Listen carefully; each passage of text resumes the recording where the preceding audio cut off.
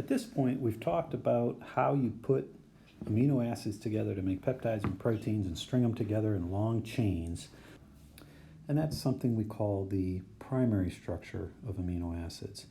Before we move on to higher levels of protein structure, I want to talk about breaking peptide bonds. If we can put them together, we want to consider how you break them as well. Why do we want to consider how you break them? Well, keep in mind that when you eat protein in your diet, it goes into your stomach and your small intestine, and we have to break down the protein from plants and animal tissue that we eat and get the 20 amino acids so we can make our own proteins. We also want to break peptide bonds sometime in the lab. The first thing I want to do is have you take a look at a little peptide. Let's say it's in the middle of a large protein in our intestine or something like that. And I want you to think back what we said about mentally breaking peptide bonds.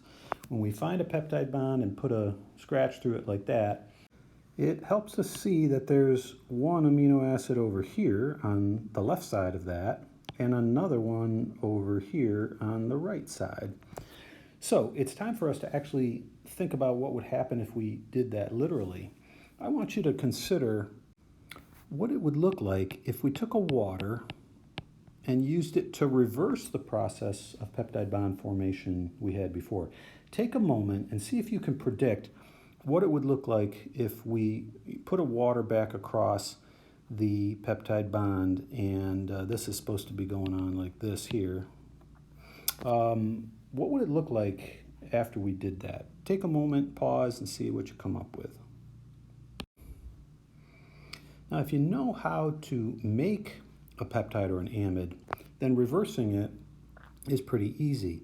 What you're going to end up with is a carboxylate on one side and a protonated amine on the other. In other words, we end up doing this and getting back the original functional groups that we had before. If we do it completely, we end up with free amino acids because all of the peptide bonds would be broken. So that's the first thing we want to say on this page, is that breaking peptide bonds regenerates the amine and carboxylates that we had before and ultimately will regenerate free amino acids. Now, it turns out there's three ways we can go about doing this. The first way is the chemical method. This is what we would use in the lab if we wanted to destroy a protein completely and make it into free amino acids. So it breaks all amide or peptide bonds.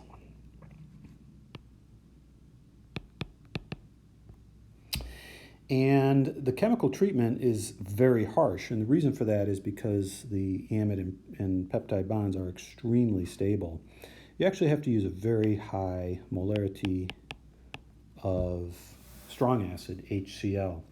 So strong that it's not a very biological phenomenon, although we do have a lot of HCl in the stomach for just this purpose to destroy the bonds that are in our food. But even 6 molar HCl is not enough. We have to do it for 24 hours. This doesn't happen quickly. We have to do it at 120 degrees Celsius. Mind you, that's not 120 degrees Fahrenheit. This is far beyond the boiling point of water, which means we have to do it under high pressure because you can't get up to that high temperature without sealing things off under high pressure. So this is a harsh treatment. Clearly, it can't be done in our intestine. We can't do 120 degrees Celsius. We don't want to wait 24 hours, but it will break all peptide bonds. How about the enzymatic method? This is what we actually do in our body, in our intestine and in our stomach. This is going to work under neutral conditions. pH of the intestine is about 6.5 or 7. That's not 6 molar HCl type situation. We actually have enzymes in our intestine that are going to work to break down peptide bonds, but it's interesting. They don't break any peptide bond. They only break after particular side chains. Let's write this down, and then we'll come back and describe what I mean by that. Chymotrypsin breaks peptide bonds, but only after you have a phenylalanine, a tyrosine, or a tryptophan. Likewise, The related enzyme trypsin cuts only after lysine and arginine.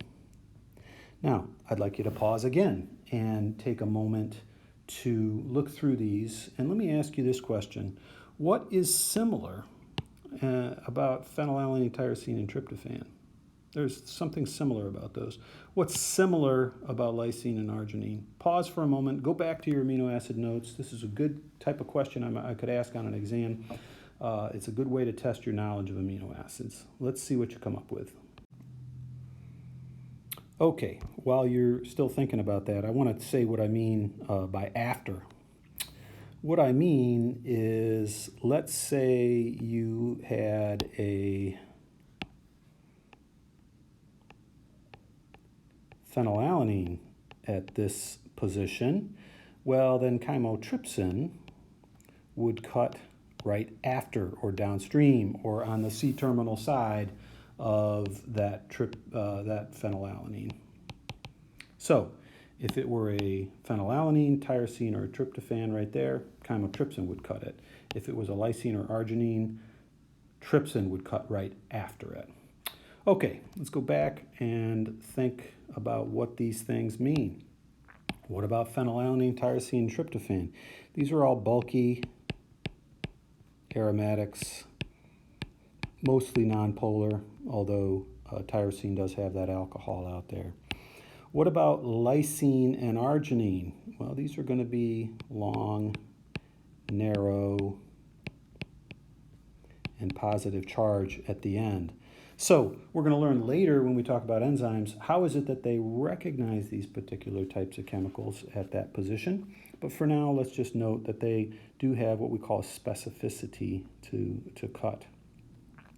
One last one, cyanogen bromide is a chemical. It's actually a cyanide ion, which is like an extreme toxin. So we use this very carefully in the lab. It's not something that would be in your body to do this. But cyanogen bromide is useful in the lab, and it's probably going to show up in your book and maybe in some other things you read. So I wanted to tell you about it. Cyanogen bromide cuts after methionines, and only methionines, not after cysteines, which also have a sulfur, but only after methionine. So I wanted to get these things out for you. We're going to do some homework on talking about cutting, how these agents cut peptide bonds in primary structures, and I wanted you to be prepared for that homework.